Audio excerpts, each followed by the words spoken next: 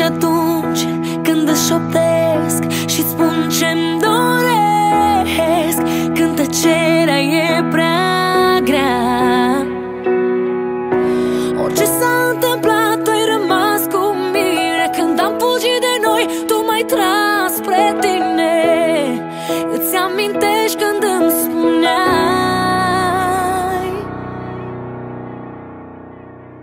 știi că iubirea schimbă tot.